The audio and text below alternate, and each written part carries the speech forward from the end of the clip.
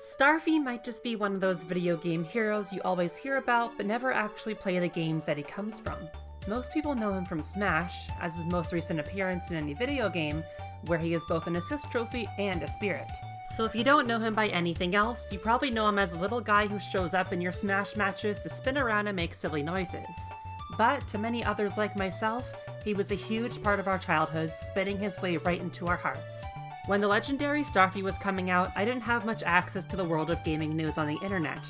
I was really too busy playing Club Penguin or Roblox to even think that I could find out about new games on my computer. So instead, I would get all my news from gaming magazines that my mom would get for me. And that's where I learned about Starfy, in a little sidebar section of a magazine talking about the upcoming game. Unfortunately, I can't remember what magazine this was, and researching online didn't seem to give me much information in the way of what magazine Starfy was featured in at the time of its release. Regardless, that's how I ended up with Starfy in my hands as a kid, and I loved it to pieces. Starfy has a cult following of devoted fans, but I generally don't feel that I see enough appreciation for it. So, in the true fashion of covering little-known games with lots of heart, I'm here to talk to you all about what this game is about and why it's so special to so many people. But before that, I need to get one thing out of the way first.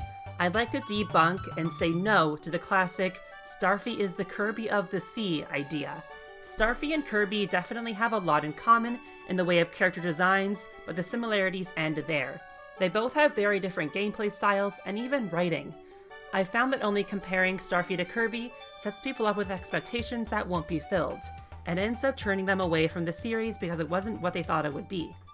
So let's not toss around the Kirby of the sea remark. It's banned here. We will only be respecting Kirby and Starfy's individual, unique identities that they both excel at. Got it? Then let's dive in. The legendary Starfy released June 8th, 2009 in English. Now, I know most people already know this factoid, but it has to be brought up anyway. This title is actually the 5th entry to the Starfy series, and the first and only entry to ever be localized and brought overseas. Yes, 4 previous games came before this one, but only in Japan. Denetsu no Starfy 1, 2, 3, and 4. The original game was being developed for the Game Boy Color, but ended up being cancelled in favor of developing for the Game Boy Advance instead. The first 3 games were successfully developed for the GBA, and then entries 4 and 5 were developed for the Nintendo DS. The Starfy games were developed by TOS, which may be a familiar name to some. While Starfy is the only franchise TOS actually owns the copyright for, they've worked on a lot of other titles for Nintendo and other systems over the years. Notably, you can see their work on Super Princess Peach, Kirby's Block Ball, and Mario's Tennis for the Virtual Boy. They also did environment design for Fire Emblem Fates and Paper Mario Color Splash. There is also a massive list of games TOS is believed to have worked on, but there's no official confirmation whether or not they really did. As such, I won't be listing those games in this video, but you're free to look into that list yourself if you'd like. The only one I will mention is that some people seem to think that they most recently worked on Origami King, which I could believe since they're also credited for environment design on Color Splash. Now I'll focus back onto the games. Starfy is centered around a strong ocean and sea theme, with almost all of its settings and characters being based around sea life. Outside of video games, Starfy even had a series of manga, which all followed the events of the story in the games. While it goes without saying, Starfy was very popular in Japan for the time that his games were being released, and he didn't do too bad when localized either. Public sales reports say that when Starfy was released, it was the top-selling North America DS game, even beating out titles like New Super Mario Bros. It sold well, had positive reception, and all seemed great. You know, until there hasn't been a new Starfy game since.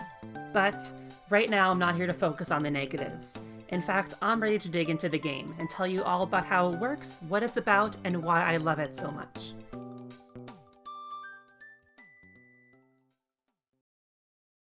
We'll start by talking about the gameplay. As you can guess, Starfy is a platformer, and it's generally had the same style of movement ever since its first entry. While this video is about the 5th entry, the legendary Starfy, a lot of the things here could be said about the previous 4 games as well.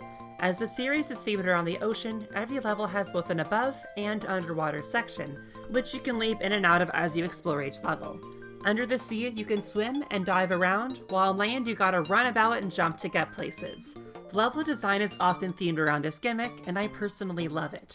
I'd also like to point out the beautiful background design in each level, where you get a 3D visual of the ocean and world behind you, moving up and down with you as you dive in and out of the sea. Starfy's levels are usually always very story and dialogue heavy.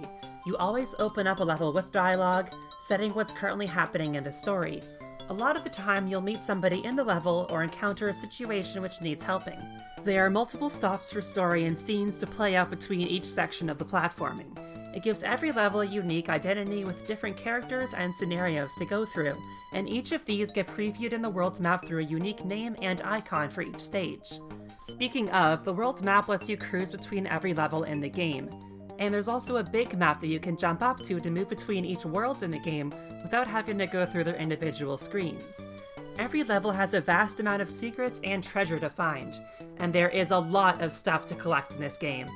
Like really, this is not an easy game or a relaxing game to 100%, in my opinion.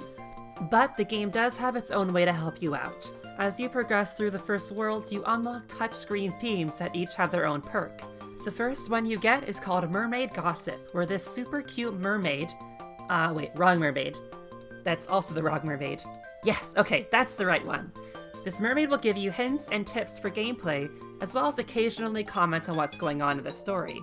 Then there's Mo's Sniffer, where your good friend Mo will lead you towards hidden treasure in every level by lighting up his eyes and getting real excited when something is nearby. It also gives you a nice counter of how much currency and treasure you have. Something I really love is the huge variety of treasure you find in each level. Though everything is hidden away in treasure chests, it's always a surprise to see what sort of thing you'll find when you open one up. It can range from outfits for Starfy to wear, health upgrades, and even diary logs from characters in the story, giving you extra insight into their personalities and lives. You can also occasionally find secret rooms and levels where a character will have you complete a challenge for a reward. By doing those, you unlock bonus levels in each world, giving you more levels to explore and even more treasure to track down. Now I'll move on to Starfy himself. This little prince is packed with all sorts of moves. His main and signature method of attack is his spin, which can be used both underwater and on land, though notably more effective underwater. On land it's mostly just an attack, but underwater it can be used to speed up, break through rocks, and perform combo attacks on enemies. But using it too much can make Starfy dizzy and stunned for a brief moment. The spin gets upgraded throughout the game to make it stronger and faster. This move is integral to both exploring and fighting through levels, so it's best you master it as soon as possible. Oh, but there's more Starfy can do, and this one is totally unique to the 5th entry. With the help of your new companion, Bunston, you can transform into a variety of monsters which all give you brand new sets of moves. While they're only used in specific segments of levels, they're so much fun, and each come with a signature music track to play while you run around. There's so much more to say about these guys, but I'm gonna save them for when I get to talking about the story, as they will come up again.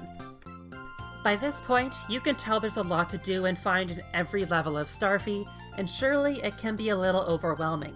That's why if you ever need a break, you can pull up the pause menu and have a quick rest. And wouldn't you know it, there's plenty to do on the pause screen as well. While jamming out to a relaxing, fun pause menu theme, you can admire a cute 3D Starfy on the top screen, dress him up in outfits you've found, read up on how to use your abilities, or go through the notes you've collected. When you're on the world's map, there's even more to do. Open up Mo's case, and you can spend the currency you've collected on new outfits for Starfy, or pop them into a gacha capsule machine and collect figures of all the characters or enemies in the game. This is also where you can play the minigames you find in bonus levels. There's a very stressful dumpling cooking minigame where you must cultivate a bunch of dumplings to perfection. Other minigames will have you in a fishing contest, a diving derby, or just calmly drawing things in the sand on the beach. My personal favorite part of this menu is the Mo Show, where you can randomly view interviews with NPCs you've met throughout the game, hosted by Mo. Everyone contains a fun exchange between characters, and more get added onto the show as you progress through the story, meaning you can always come back and check out what new characters are being interviewed. Of course, every world features one, or sometimes two, major boss battles against a variety of foes that lurk in the seas of Starfy's world. The boss battles are my favorite part of this game, and I particularly love the intense music that leads up to them.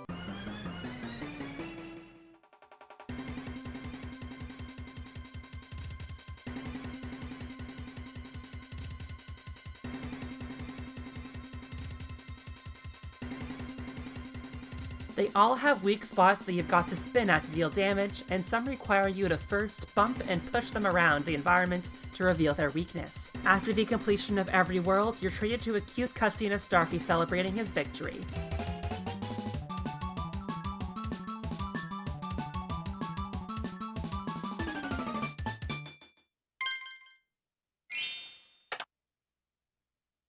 All of these bosses and levels play out over a fun, engaging story that unfolds more and more with each world you clear. I absolutely love the story of this game, so I'm more than excited to start talking about it. The story in this game is told to you either through dialogue sequences or cutscenes. The cutscenes in particular are my favorite part of the presentation, as they're stylized like a comic book, with each part of the story being a new panel in the strip with speech bubbles. Visual elements are sometimes even animated for added effect. It's just like reading a moving comic book. The game has a secondary unique stylized take for dialogue sequences, as all the characters are portrayed as plushies. It can be hard to catch at first, but when you look at the particulars in the portrait designs, you can see the round shapes and sewn lines on characters, as well as their mouths opening and closing as if they were puppets. It's adorable, and actually never takes away from the seriousness of specific scenes in the story either. So let's start off by introducing the special boy himself, Starfy, the Prince of Puff Top. He's clumsy, forgetful, and lazy, but when it comes to helping others, he always tries his hardest and sets his mind to it. You would probably assume him to be a starfish, but he actually isn't. Starfy doesn't come from the sea at all, in fact, he lives in a kingdom above the clouds. As mentioned before, he's the Prince of Puff Top, so he lives high up in the sky above the ocean. A lot of the time, his adventures actually start out by him falling from the sky into the sea, sort of like a shooting star. So you might think that he's not a starfish, but rather just a star from the sky. Well, he's not that either. In fact, Starfy is said not to be a star, or a starfish, but, and I quote, some kind of a mysterious creature that is somewhere between a starfish and a real celestial star, says Hitoshi Yamagami of Nintendo. Starfy does get called a starfish in the legendary Starfy, but that might be more of an incorrect assumption in the localization.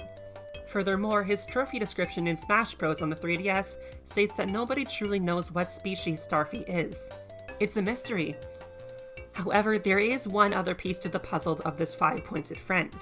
At the Oregon Coast Aquarium, there was an official event to promote the game, where they had a sign describing Starfy's scientific name as Starphius celestius. No, sorry, Starphius celestialis. So there you have it. He's not a starfish or a star, but a Starphius celestialis. Of course, we can't talk about Starfy himself without also talking about his best friend, Mo. Mo is, personally, my absolute favorite character in the series. This spunky little clam may be hidden under his shell, but he is loaded with all sorts of personality and witty, sarcastic remarks. He's a recurring partner to Starfy throughout the entire series, but you probably wouldn't know that if you only played Legendary Starfy. See, when I played this game as a kid, and I found out there were 4 other entries, my mind automatically assumed the one I played was just the first entry, not the 5th. But as this is the only game that ever got localized, it's not marked as the 5th entry in the series to us, it's just marketed as the one and only Legendary Starfy entry. 4 games of history between these characters aren't included, and completely unknown to the player. It seems like Starfy and Mo just know each other and have always been friends, but they actually first met all the way back on Starfy's very first adventure in the original game. Way back when, Mo asked Starfy to help him stand up to a local bully so he could win over the love of his crush. Ever since that point, they became friends, and Mo helped Starfy complete his own quest, and many, many more to come.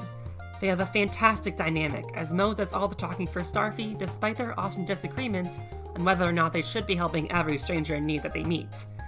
Mo has quite a bit of backstory himself, but I think that's something I'll touch upon when it's more relevant, like when I get around to covering the previous 4 games in the series.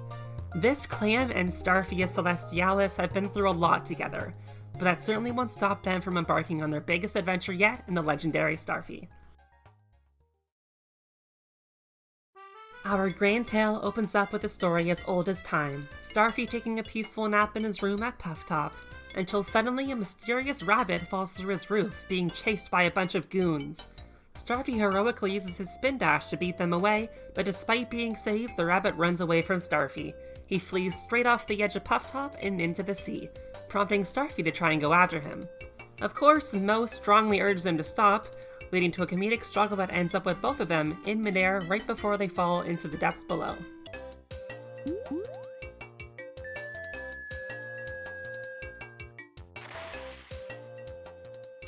Eventually they do meet up with the rabbit and learn his name is Bunston. It takes a bit of convincing him that they're actually trying to help him, since his poor bunny was scared that they were bad guys. In a classic case of memory loss, Bunston has no idea where he's come from or what he's doing, but they quickly learn that these strange crystals scattered about the world are the key to recovering his memories. With that, the course of the adventure is set, as they embark on a team to recover the fallen crystal shards and repair all of Bunston's memories. Now you've also unlocked a new touchscreen feature called Bunston's Collection, which keeps track of all your major collectibles in the game. It shows you how many crystals you've found, how many health upgrades you've found, and how many transformations you've found. Oh, and you also get a cute little Bunston just chilling out on your bottom screen, so it's worth it just for that alone. And speaking of transformations, with Bunston on your team, you can finally use them. You unlock new ones gradually as you go through the story, with the latest transformation being unlocked in the 7th world. You start off with Monstar, a dinosaur/dragon-like creature that can spout flames from its mouth. Then you have Starpedo, an adorable little seal that excels at swimming and can smash through ice barriers using an ice spike attack. You've also got Roostar, which in my opinion is the best one because you literally transform into a rooster that can loudly squawk to hurt and wake up enemies. The final Bunston transformation is Starfright, this cute ghost who can leave purple flames to blow up enemies, as well as turn invisible for a few seconds to phase through otherwise harmful objects. As mentioned before, these can only be used in specific sections of levels where you're allowed to use them, but they're all really fun with their unique abilities, movement, and make the few times you're allowed to use them all the more special. Of course, there is lore behind why Bunston is able to do this, but we'll get to that later.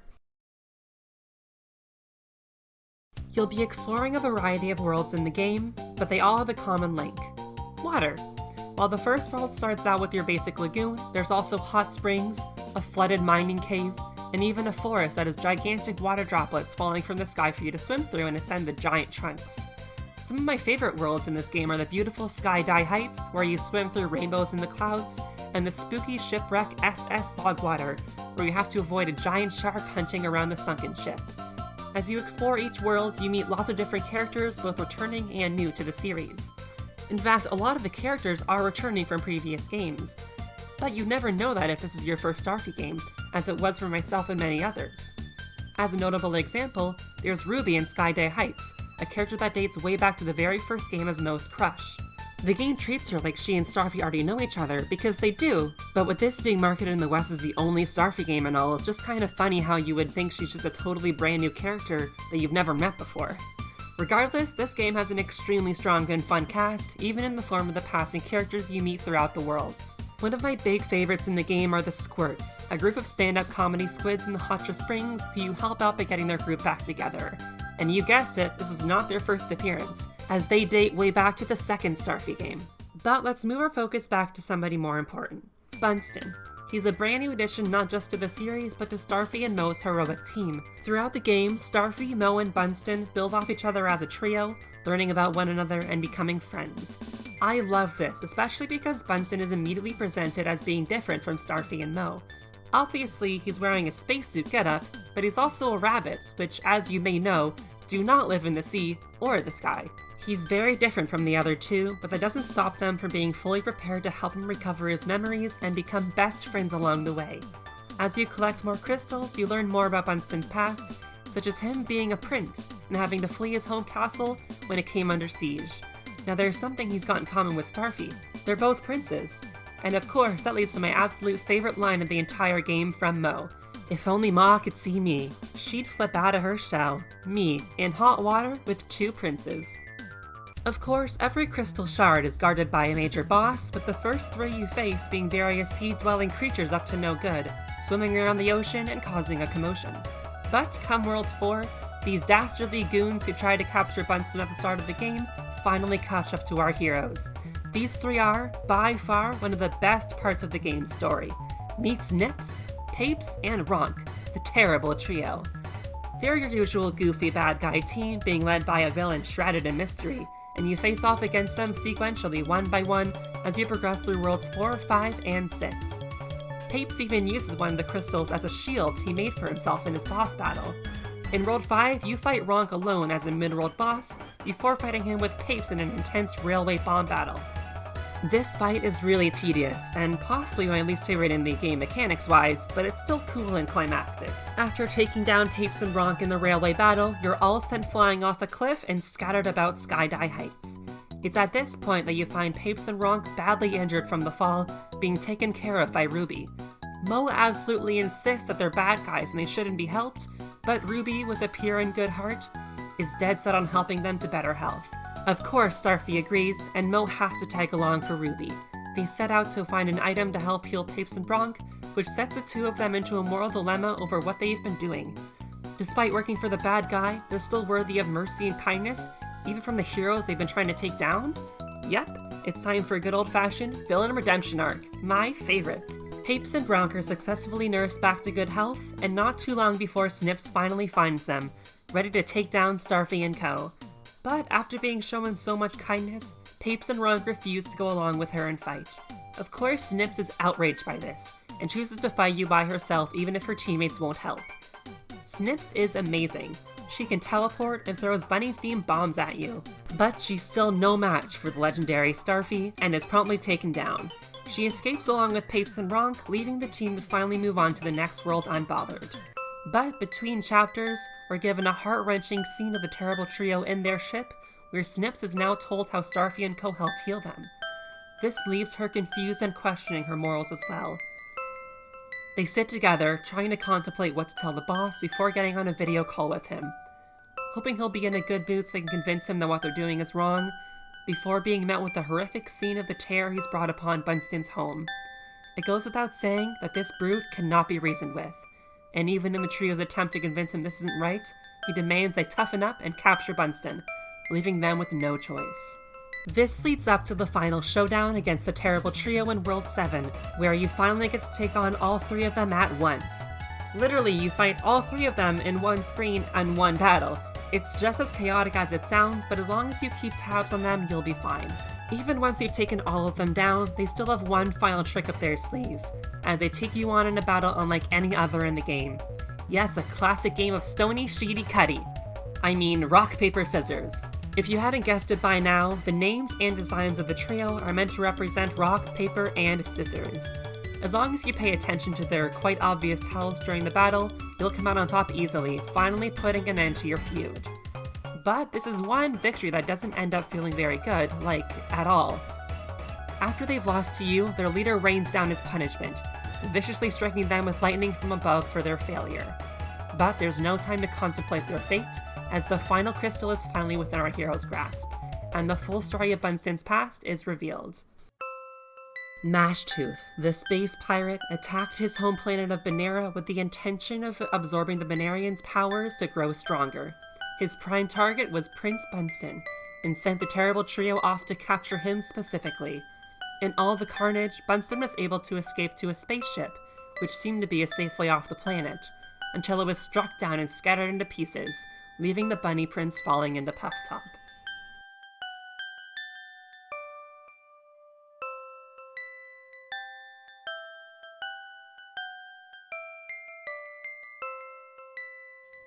As you've likely realized by now, all the crystals you've been collecting are actually the pieces of Bunsen's ship, which can now be repaired.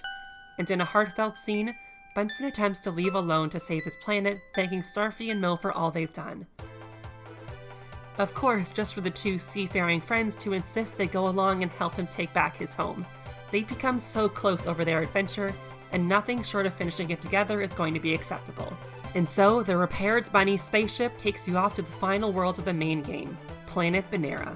In outer space, Starfy has a big, high jump and slower movement thanks to low gravity.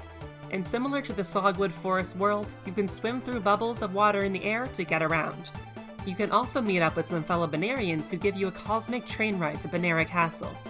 You learn that the transformation power Bunsen can use is a trait of all Banerians, and they regularly transform in their daily lives. Of course, this is the very power that Mashtooth is trying to steal away. When you finally infiltrate the ruined Banera Castle and confront Mashtooth, he wastes no time getting right into battle with Starfy. He attacks you with a pirate cutlass and summons lightning from above. He puts on an intimidating looking show, but in reality he isn't all that tough. As long as you get his attack patterns down and hit him when you get the chance, the battle is over really quick. And then that's it. Starfy has beaten Mashtooth. Everybody celebrates. Until...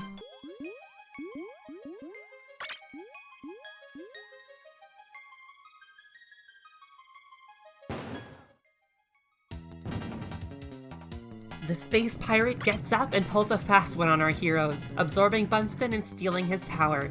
He becomes this super powerful giant dragon, with Bunston urging you to not worry about him and just focus on stopping Mashtooth. Starfy attempts to fight him, but is easily overpowered. Everything seems to be over when suddenly...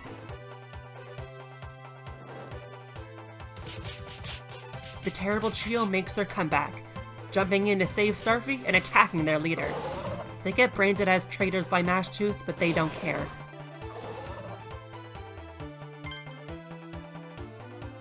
They're fighting for the side of justice and encourage Starfy to do the spinny thing and save the day.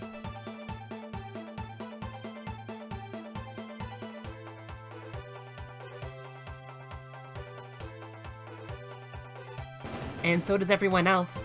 In a super cheesy and empowering moment, all your friends that you've met over your adventure encourage Starfy to get up and keep fighting.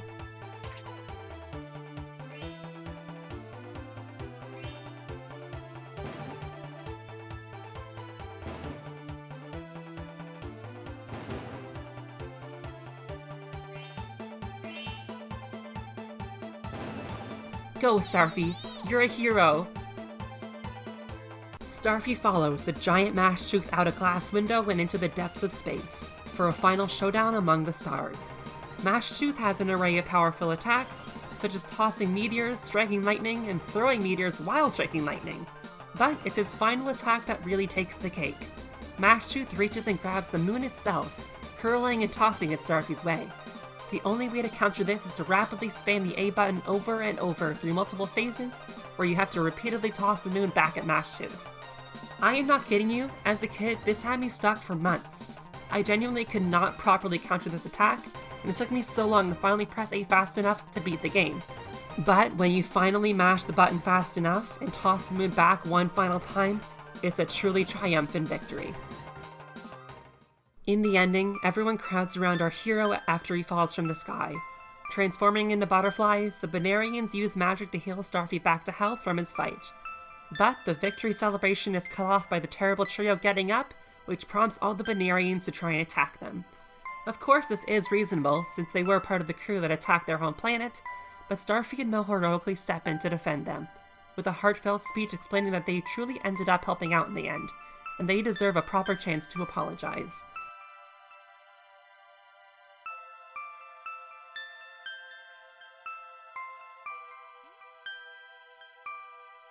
Of course, we still can't make it easy for them, and Mo decides that if they can beat Starfy in a game of rock, paper, scissors, then they'll be let off the hook.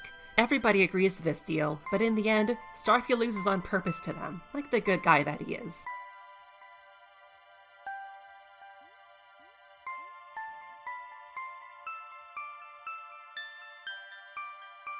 Starfy and Mo decide it's about time for them to head back to Puff Top. The credits begin, and you're showing our heroes saying goodbye to the Banarian folk, as well as the terrible trio, which seem to have decided to stay on Banera.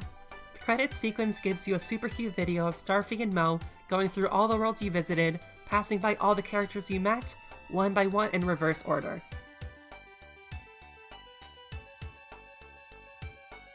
Eventually, they make their way back home, where Starfy immediately gets into a fight with his sister. The story isn't anything complicated or mind-blowing, but as far as Nintendo platformers with stories go, I think Starfy games are a bit more in-depth than you'd usually come to expect. I adore the legendary Starfy, all of its characters, and the sort of themes it tells about friendship, and the ability to turn around and redeem yourself from being a villain like the terrible trio. Of course, by now you know I adore these stories and games, and they are my favorite, so it's no surprise I love it so much. It's simple, but it's fun, cute, and if you're anything like me, it absolutely made you cry multiple times when you played through it.